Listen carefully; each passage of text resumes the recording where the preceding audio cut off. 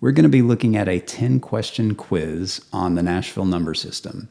And the reason I wanted to do this is because I recently earned my Project Management Professional certification, the PMP, and that exam is made up of scenario-based questions that have multiple choice answers.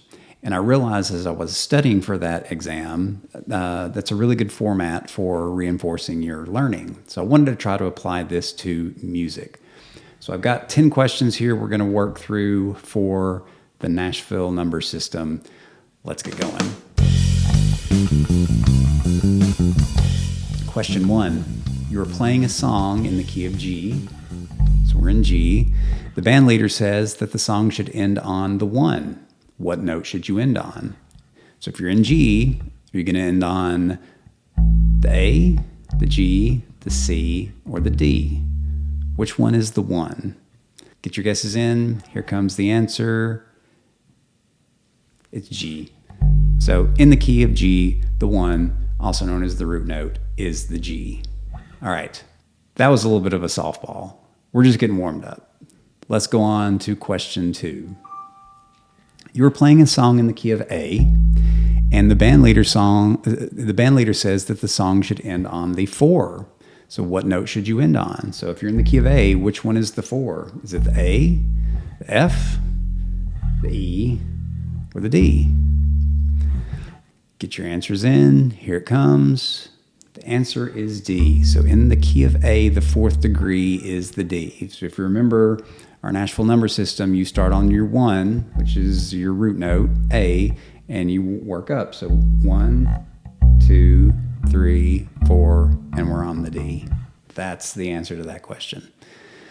All right, question 3. You're playing a song in the key of D, and the band leader says you should play a 6 instead of a 4 during the chorus.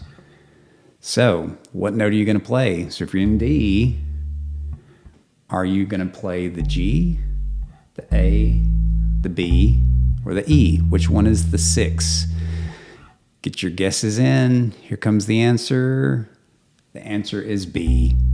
So in the key of D, the 6th degree is B. So just like we did on the previous one. So if you're in D, you're just going to count up as you work up the major scale. So 1, 2, 3, 4, 5, 6. My 6 here is the B. Move on to question 4. You're playing a song in the key of G, and the band leader wants to change the progression from 1, 5, 4, so G, D, C in the key of G, to 1, flat 7, 4. So what note should you be playing as flat 7? Is this F sharp? Is this F? Is this E? Or is this E flat? Get your guesses in. Here comes the answer. The answer is F. So in the key of G, a flat 7, written as a 7 lowercase b, with the poor man's flat symbol. In the key of G, the flat 7 is the F. All right. Let's move on to question 5. You're playing in the key of C, and you see a 1/3 on the number chart. What note would be most appropriate for the bass guitar to play? Now, this question is phrased because I don't want to say which note would be the right note to play, because I really have a hard time saying that there should be a right note or a wrong note. But what note would be most appropriate for the bass guitar to play? What note is the rest of the band expecting the bass guitar to play if they see a 1/3? So in the key of C, is this going to be the C? Is this going to be the E? Is this going to be the F or the G? Or is this going to be the F? Get your guesses in. The answer is E. So a 1/3 on a number chart is a chord inversion, and the bass guitar should play the note on the bottom or to the right of the /. So in the key of C, the 3rd degree is E. So you're 1, 2, 3. We're on the E. That's the note that the bass guitar should play. All right, let's move on to question 6.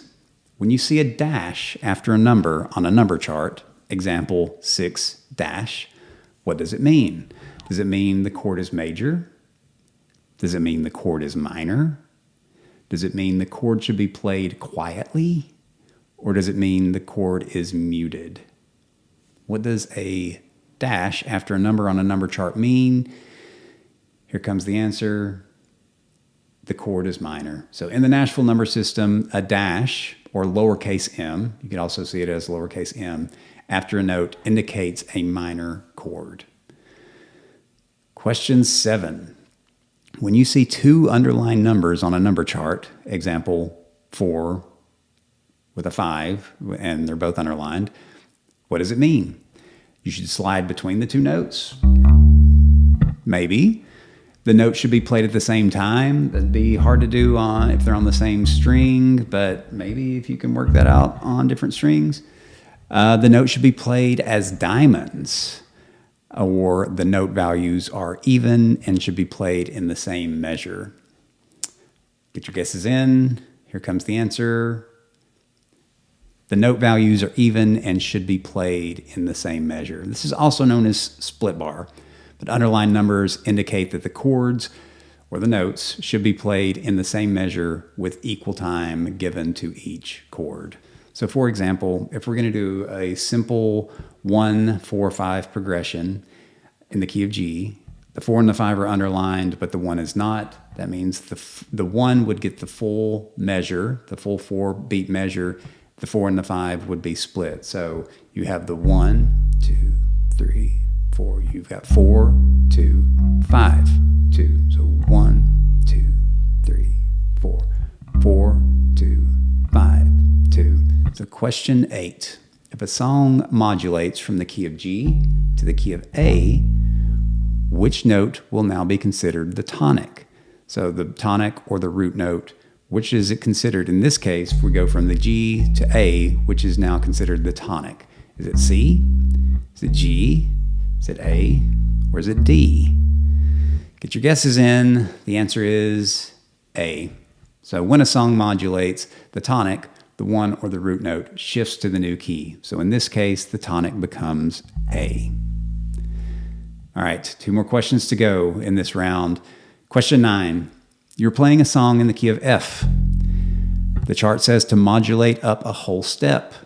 Which key will the song be in now? So if you're in F and you modulate up a whole step, what's the new key? Is it F? Is it G? Is it A? Or is it D? Which one are you going to choose? Get your guesses in. Here's the answer, G. So when modulating up a whole step means moving 2 semitones or 2 frets on the bass. So F, 1, 2, now we're in G. In this case, a whole step up from F would be G. All right, question 10. You've made it to the last one. I hope you're hanging in there. If you see a Roman numerals 1, 4, 5 in a Nashville number chart, which key does the progression belong to? Does it mean the key of G? Does it mean the key of the song that you played before it? Does it mean everyone should play it in their favorite key, which would be kind of a potluck, interesting experiment? Or the key is determined by the chart or the band leader? Get your guesses in. Here comes the answer. The answer is the key is determined by the chart or the band leader. The Nashville number system, this is what's great about it. It uses numbers to indicate chord progressions, which can be applied to any key. So if you see 1, 4, 5, you know the progression. Now you just need to know what the key is, and you'll get that from either the band leader or it's going to be on the chart somewhere. So that concludes our 10-question quiz on the Nashville number system.